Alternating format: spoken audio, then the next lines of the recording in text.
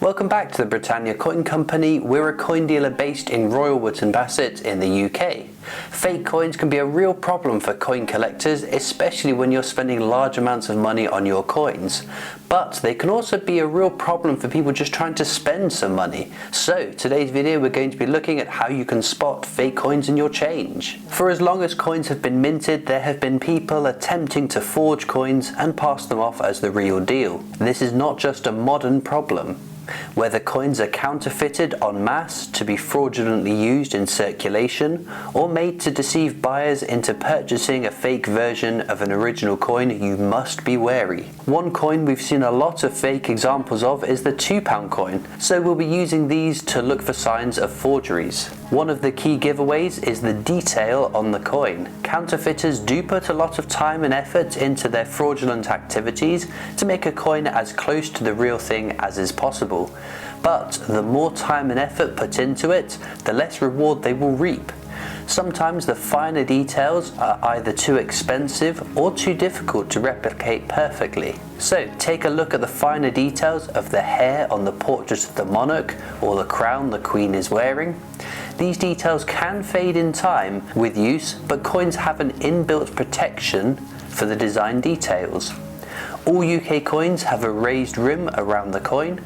This is added so that you can stack coins on top of one another neatly and so they don't get caught on one another. But this raised edge also means that if dropped or dragged across a surface, the rim will make contact and not whatever the design is on the face of the coin. But if the design looks all blobby without proper definition or the text on the coin isn't quite right, then it's a good indication that the coin might be a fake.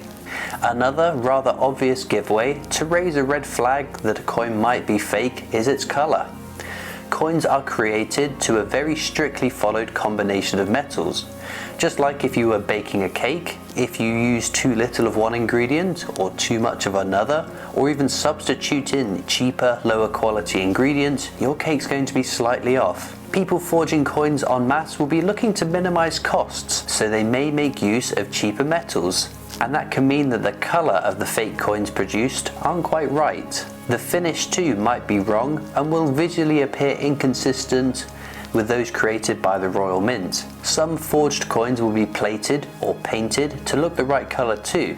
It might not be obvious when it has been freshly made, but over time in circulation, this layer or plating might wear away and start to expose the sneaky secret below. You can also speed up this process if you have a coin you suspect that is a fake by simply filing an edge or the face of the coin enough to see if there is a coating hiding a secret below. There are of course more technical ways to tell if a coin is fake.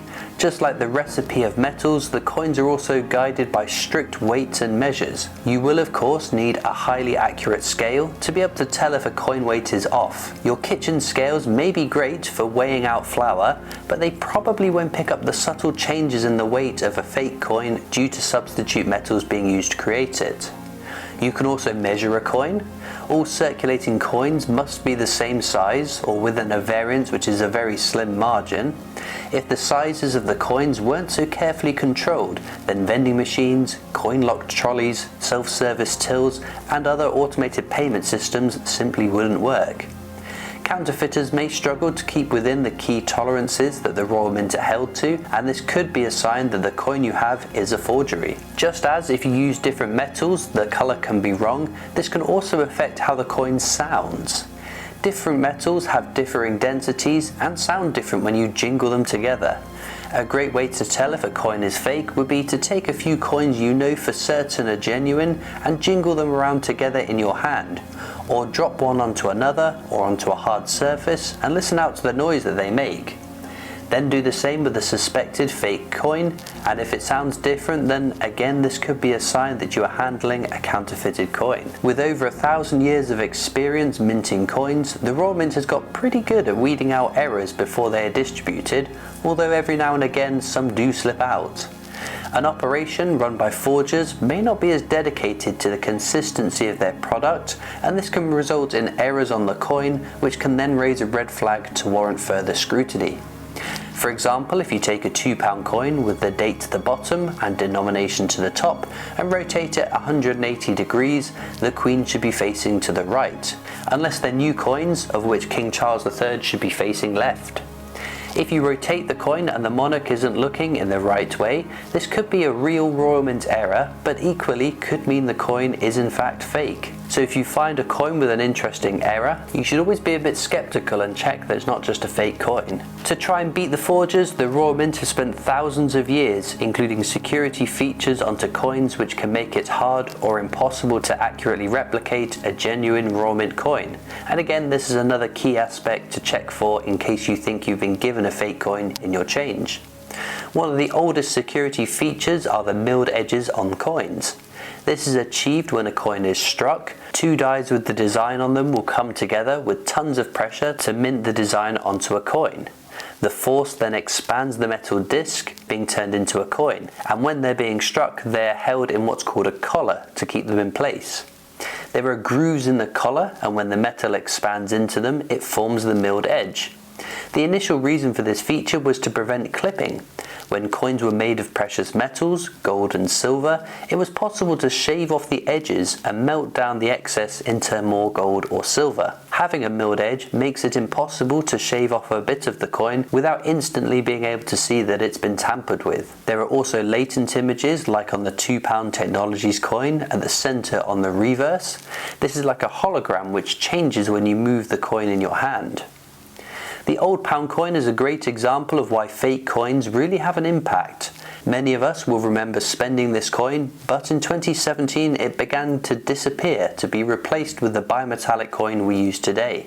This is all down to the vast numbers of fake round pound coins that were floating around at the time. As lovely as the denomination was, it had been in circulation since 1983 and wasn't the trickiest coin to fake. The big issue for the Treasury, and therefore the Royal Mint, is that once the proportion of fake coins reaches a level of 5% of those circulating, it voids that denomination as legal tender entirely. The percentage had crept up to an estimated 3%, which does sound like a small amount, but given the volume of coins in circulation, this added up to be a pretty penny, and that percentage was only going to keep going in one direction. By 2016, a design had been selected through an open public competition, and innovators at the Mint had designed a coin with so many layers of complexity that when it was finally produced would make the new £1 coin the most secure circulating coin the world over. The coin began to be minted in 2016 so that there was enough to be rolled out across the nation in 2017 and replace the old round pound coin. The old coins were being shipped back to the mint to be melted down and the metals used in the new coins. The pound coin is bimetallic, which itself makes it harder to create forgeries. There is also micro-lettering around the coin, which if you look under magnification reads as either the denomination or the year of minting. The rim of the coin is part milled and part unmilled. There is a latent security image on the obverse or head side of the coin, but most interestingly, there is a layer on the obverse of the coin with a binary code inbuilt into it, which means that if the coin gets scanned, say for instance when put into a vending machine, it can be checked and the fakes without this impressive bit of technology will be rejected. Now, all this innovation doesn't mean you shouldn't be careful when accepting £1 coins. There are already some fakes floating around, but with all the further improvements to our coin's security, there are many more ways to spot a fake coin before you place it in your pocket. What about the £2 coin then? Being the largest denomination actively used in circulation and used since 1997, the forgers have had plenty of time to perfect making counterfeits. We don't know the total proportion of fakes out there, but if the number gets too high, just like it did with the £1 coin, we could see the end of the £2 coin entirely, or perhaps a massive revamp in how the coin is minted to make it more secure. If you found any fake coins in your change, I'd love to know in the comments what tipped you off to recognize that as a fake coin. The more information we can gather together, the better. Be sure to subscribe to our YouTube channel as well. It's free to do and it means you won't miss out on any of our future uploads. We're supposed to be getting a new design on the £1 coin later this year, the first time since the coin changed in 2017. We'll definitely make a video on that and you don't want to miss it. You can also follow us on Facebook and Instagram, where we post lots of pictures of our coins. We're on Twitter and TikTok. We have our shop and online store, and I'll see you next time for more amazing coins from the Britannia Coin Company.